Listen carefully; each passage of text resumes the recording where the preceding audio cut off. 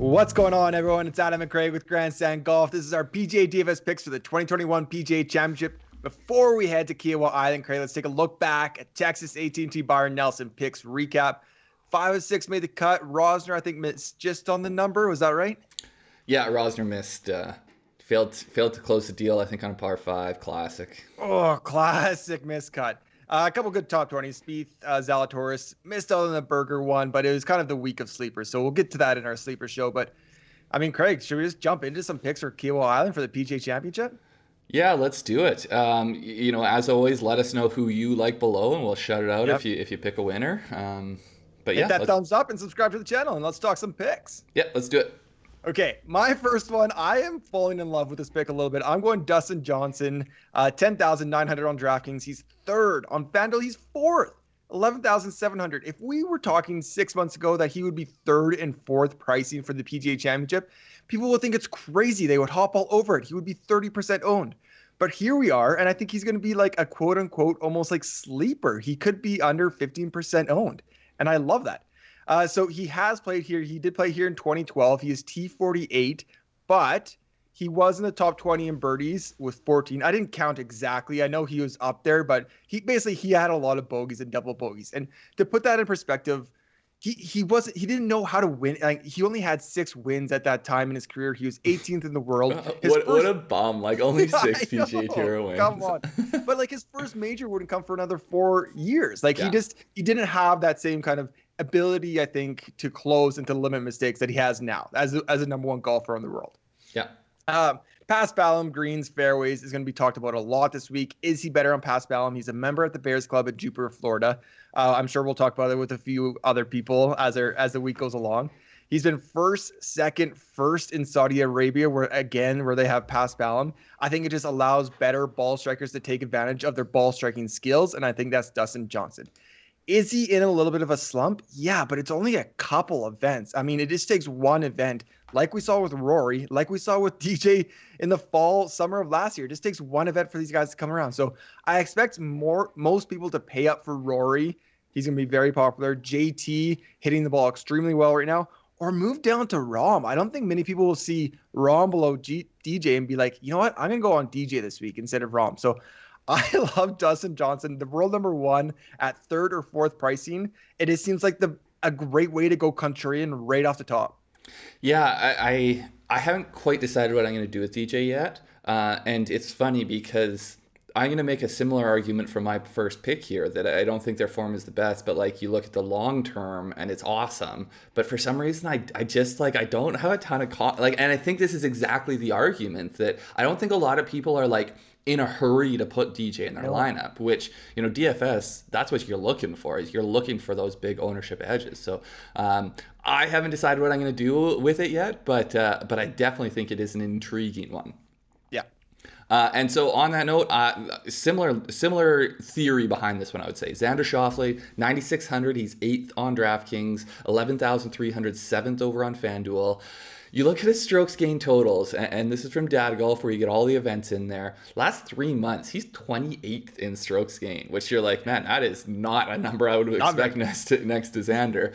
6 months, you look at him, he's 6th. 12 months, he's actually leading it now. He took that from Rahm by the slimmest of margins. And then 2 years, he's still over 2 strokes gained. He's 4th place there. So, first off, I think Xander's a good fit for the course. He gains at least 0.36 strokes in every category over the last 12 months. Only him and Webb Simpson are the ones to do that. So, complete game. And then the thing that, I think Xander is one of these guys who's a major winner, even though he is not a major winner yet. Like he does what you need to do to be able to win majors. They say drive for show, putt for dough. We know that is not actually true. People actually drive for dough on a consistent basis. You've got a good driver, you get a lot of top tens, but then you have to putt to be able to get wins. And it's not necessarily, you don't necessarily need to be a long-term good putter, but you have to have those weeks where you do, your top 10 in that field that week in putting. Yeah. But you look at Xander, he's 6th in strokes gained putting over the last 12 months. You look at all the other guys on that list. I mean, Matt Fitzpatrick is the only other one where you're like, okay, this guy's a legit star. But it's like, Brendan Todd's of the world. We're talking about guys who you don't necessarily think of as star players. So he is kind of the one star player whose putter is working for him this past year. And then, again, this is the past year. 22 events. He's top 5 in 8 of them. That's 36% of the time he's getting into the top 5. That's a pretty good clip. But then you look at his past 8 majors, he's top 5 in 4 of those. So even a higher clip at these tough major courses, 50% of the time he's getting up into the top 5. I think Xander, I'm going to look past the recent results, maybe the recent form, and I'm going to look at how he plays tough courses. I'm going to look at how he has all the tools, and I'm going to look at getting a guy that I think you could easily argue is a top 3 in the field down at 8th in pricing.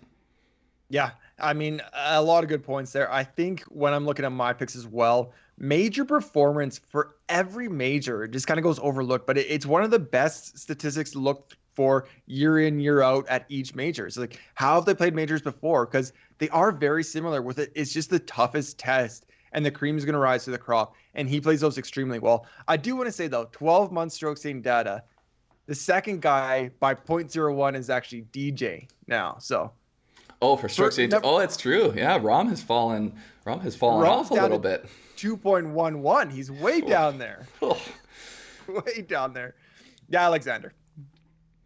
Okay, my second pick here. I'm going Tony Finau, 8,600 on DraftKings. He's 18th. Craig, I might have to get my stamp out for this one. I'm getting close.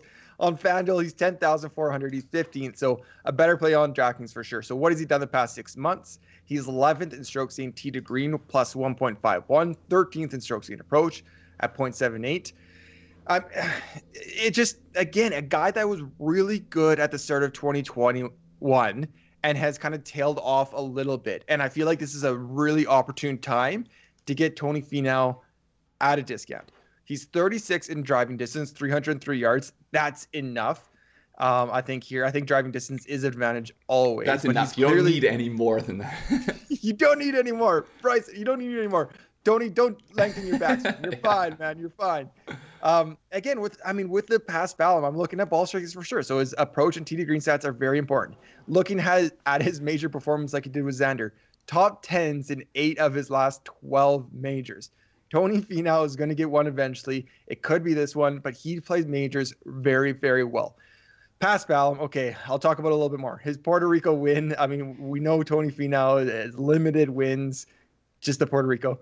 That was on past Ballum grass. Saudi Arabia, he played well there. Past Ballum grass, he used T2. So this ball striker able to kind of, maybe be less creative with the bump and run shots or around the green. The ball strikers have an advantage. They just can have the ball kind of stick a little bit closer there. I like Tony Finau. The 18th pricing just seems crazy to me on DraftKings. Again, I don't think a lot of people will be there. He usually is a pretty popular guy in majors, but I think people will look at his recent form and kind of move elsewhere. Yeah. I the one thing I think is I don't know if you're going to get a ton of people pivoting away from him just because the price. Like I think because people think. This is me trying to psychoanalyze the general public, but I think 150,000 people. If you're having to pay for Tony Finau as your first guy in, you're like, so many people are on the Finau can't win bandwagon. But if he can be your second or third guy, and they're like, oh man, this guy's a lock for a top 10. So that is the one. Like I do think he's great value. I just don't know if necessarily the ownership is going to be low. I think that he'll carry ownership. But yeah, I'm holstering my disrespects down for now. Okay. It is a major. You got to take major pricing into account. Yeah. Okay, my next one here, Viktor Hovland, 9,300, 11,000 on FanDuel. He's 9th. This one is, I think, going to be a very popular play, but yeah. I like it just as much as I think the general public will, so I am going to bring it up as one of my picks. So stroke gain total. So you look at the last 3 and 6 months, he's 6th and 3rd. We're talking about, you're getting him at 11th in pricing, 9th on FanDuel. You're getting 6th and 3rd over the past, few months, even over 12 months, 2 years. He's still 8th and 11th. You're still getting over a stroke and a half. Victor Hovland's 23 years old. When we're looking at 2 years of data, we're talking about a guy who is 21 years old. And, you know, his 21 to 23 years old, he's a top 10 guy on the PGA or on all of the tours in terms of strokes gained total. So I love that. And then you look at the momentum he's coming into this week with. He's positive strokes gain in his last 12 rounds straight. And in 30 of his last 33 rounds, he's gaining strokes. So that's awesome. You look at since December, there's 11 starts. He has a single missed cut, 7 top 10s in 11 starts, 5 top 3s in 11 starts, and a win. The win on past Palom grass. So, you know, you want to play the grass narrative. I think Viktor Hovland, who has won twice on past Palom grass, is definitely one of the guys to look at. And then I think that, you know, people are looking at, or I think he gets a lot of talk for his strokes gained total numbers and kind of the results. But what is he doing it with? It's not like he's just had a hot putter. He's first in strokes gained ball striking over the past 6 months. So you look at combining off the tee and approach. He's first. Yeah. He's gaining almost 2 strokes there. To give you some context to that, Corey Connors, my boy, is 1.91. Colin Morikawa is 1.84.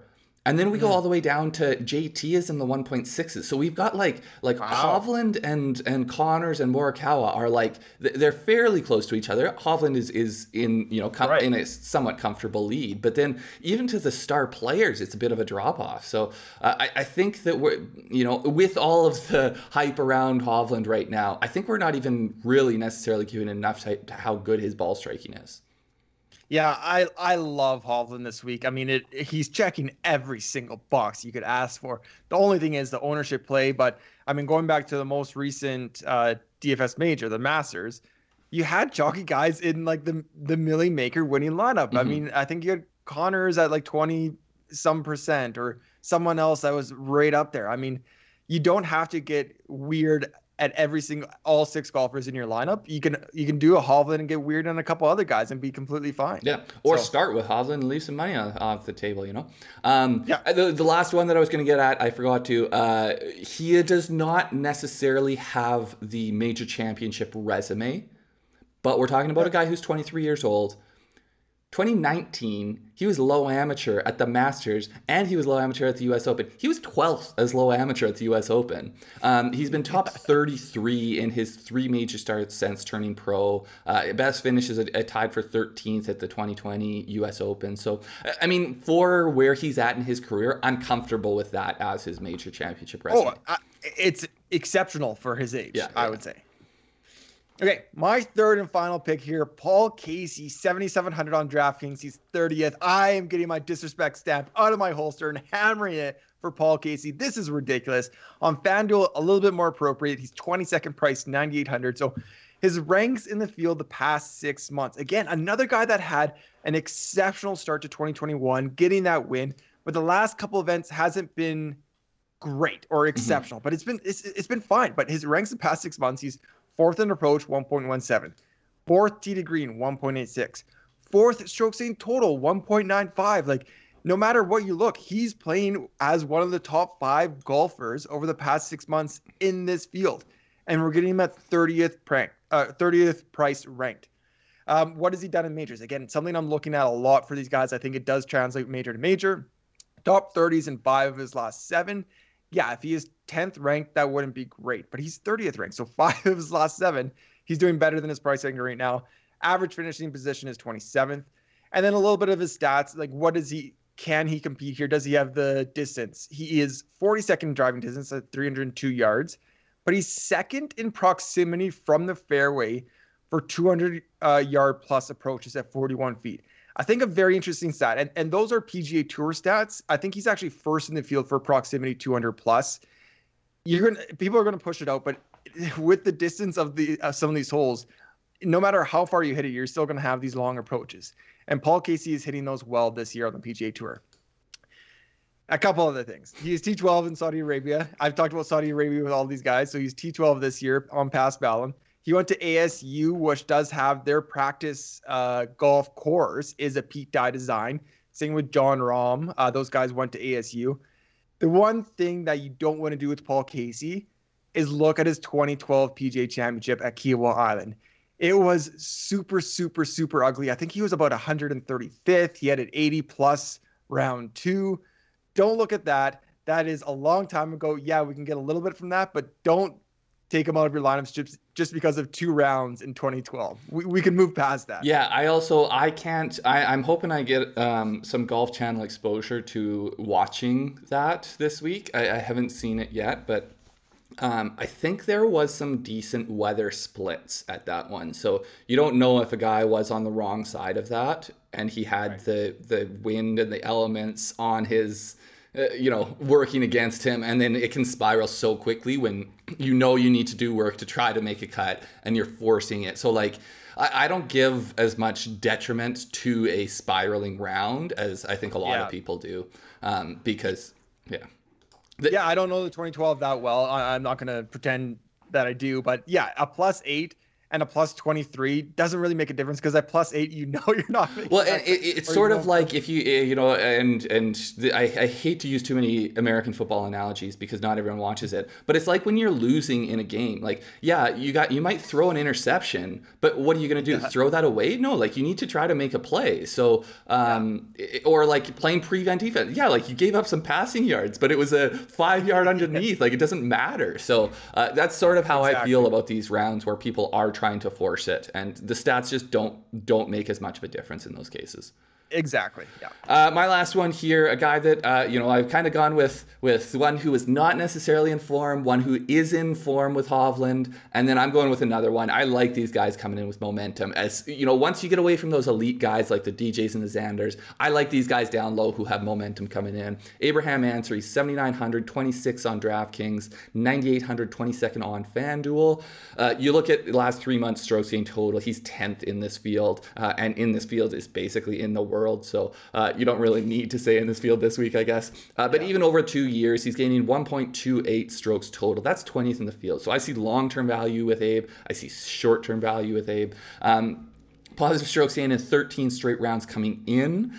And he's gained off the tee. So I think off the tee is probably, we've spoken about this before, but off the tee is the most stable one, I think. You can, depending on the player, it can sometimes, like a JT is much more stable in approach than off the tee. Right. But for most ball strikers, off the tee is kind of the more predictable one as to how they're going to be hitting approach shots as well. So off the tee, he's gained in 12 of his last 13. He's gaining almost a stroke off the tee in that time, which is very good for Abraham Ancer because people think of him not as a long guy off the tee. They think of him as a more accurate guy. And that is true, but you can be accurate and long enough, and it can make up for the fact that you're not, getting that extra 10 yards maybe. So we've got 8 straight top 30 finishes coming in, top 5 in his last 2 starts. And this is the one that really, I think is we're talking about we've spoken about the course at length in our preview videos, but it's the longest one in major championship history. So I think people will look away from the Abe Ancer types because he's not a bomber. But Wells Fargo is one of the ones where distance off the tee matters most of regular PGA Tour events. And he led Wells Fargo tee to green, gaining over 3 strokes around tee to green. And he was 8th off the tee there. He was 4th off the tee in his start before that. So, if you're saying that he's going to be 8th off the tee at a long course, and that's a problem, I'm going to take that. We're talking about Abraham Ancer here. If he gains all the way, he was first on approach at Wells Fargo. So he can be a little bit shorter and make up for it by being that much better on approach. So I just really like the ball striking for him coming into the week. His major championship record is... It's not necessarily what he doesn't necessarily overperform, but it's good. You look at since 2019, it's really when he started to be a regular in majors. He's got a couple of top 20s, he's got a top 30, and then, he's made 6 of his last 7 cuts at majors with some good results. I don't think he's come into any with as good a form as he has coming into this one. No, for sure. I think his form is exceptional. Just a couple things to point out. His driving distance is 290, but he is 3rd in the PGA in driving accuracy, so that will definitely help the off the tee numbers. I mentioned in our preview podcast, a bold prediction for me was 4 of the top 10 are going to be less than tour average. Half. tour average of driving distance, and Abe Ancer fits that profile to a T. He's one of the ones you have penciled in as a guy to. Yeah, I kind of hope he's penciled in. The one thing back in my mind, and this might not be fair to him, but I think of him as a very safe floor, top 20, with maybe limited upside, limited win equity here. But I don't know if that's necessarily true. That might just be a mental blockage I have in my head for Abe Ancer. So, yeah, I like it. I think a lot of people will be kind of automatic no because of his driving distance, and I don't think that's fair to his form. Yeah, and I think that's kind of where I look at Wells Fargo, because I would have felt similar about him going into Wells Fargo, where like I think he has really good top 10 equity, but not a ton of win equity. He finished one stroke behind Rory, so like okay, so maybe there is a little bit more there than we are giving him credit for. Because I that's kind of how what my gut says about this week too. But I just really like it at 7,900. Yeah, for sure. Well, thank you everybody for watching. We have a packed schedule coming up and already out now. Our tournament preview, our podcast, check that out if you want to hear a little bit more about the course. Our DFS model will be up by Monday afternoon, let's call it. It's not up right now, but it'll be up Monday afternoon. And then coming soon, Craig, we have a ton of content coming out this week. Sleeper Show will be coming soon. Tiers, Snake Draft, live show. This is the big one we need to point out. Live show will be on Tuesday this week, not Wednesday. Tuesday, 9:30 p.m. Eastern. We're going to go through our entire player field using the DFS model. It's going to be great. I feel like I'm forgetting something. Well, we get into strategies. We'll get into, at that point, we'll get into whether we think we see a wave split, basically our general approach to what we're actually doing with our lineups this week. And then the one you have here is where, normally we do that Wednesday at 9:30 Eastern. We don't know whether there's going to be interest in still doing a live before the lock, but yeah, let us know below if you... Final thoughts, whether that kind of thing. If you want to talk Wednesday night, let us know in the comments, and we'll schedule that show as well. Yeah. Thank you everybody for watching. Subscribe, hit that thumbs up. Let us know you're the player to win as well for the PGA Championship in 2021. Take care. Good luck. Yeah, appreciate it, guys. See you next time.